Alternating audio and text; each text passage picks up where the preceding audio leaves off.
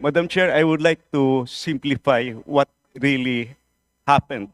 The transformation of those ODA-funded projects in 2024 and 2025.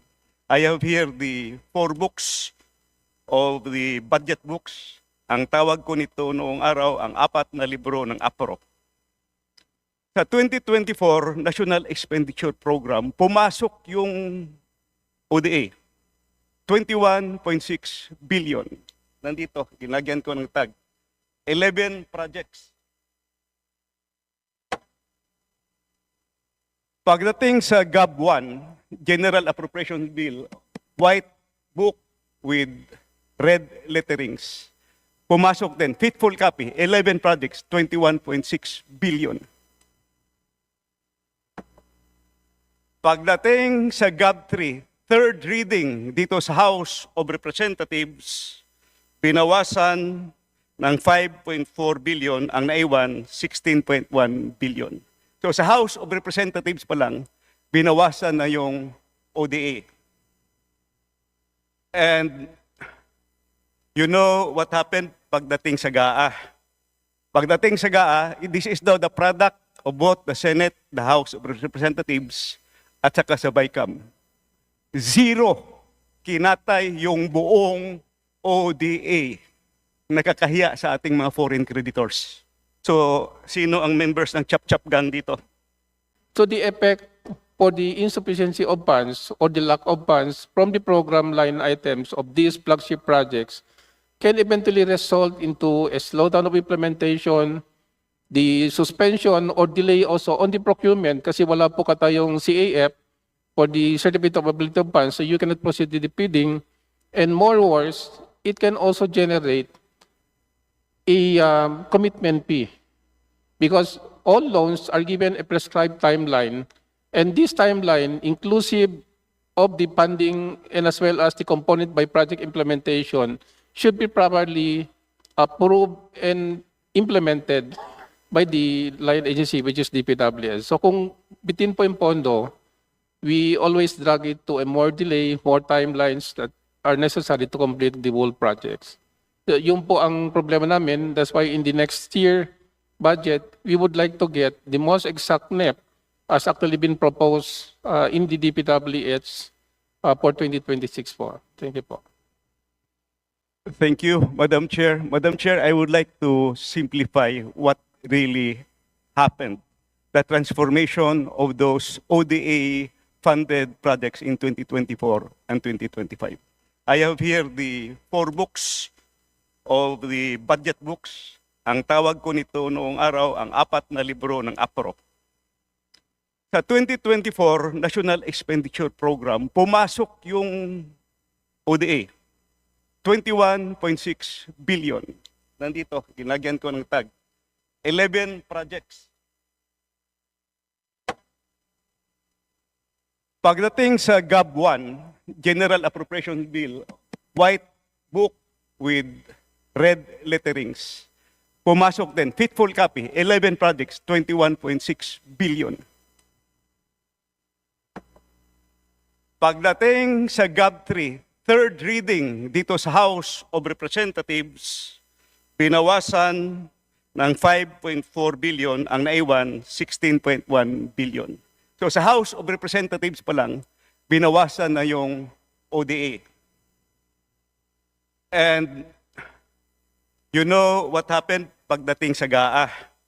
Pagdating sa GAA, this is now the product of both the Senate, the House of Representatives, at saka sa BICAM.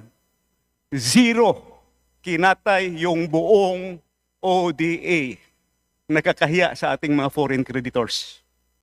Punta naman tayo sa 2025. Ito yung ginawa.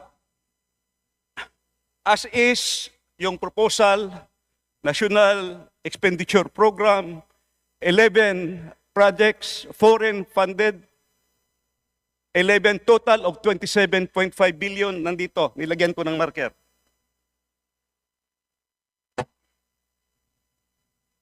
GAB 1, first reading, faithful copy, nandito yung 11 projects. Total of 27.5 billion. Third reading, House of Representatives.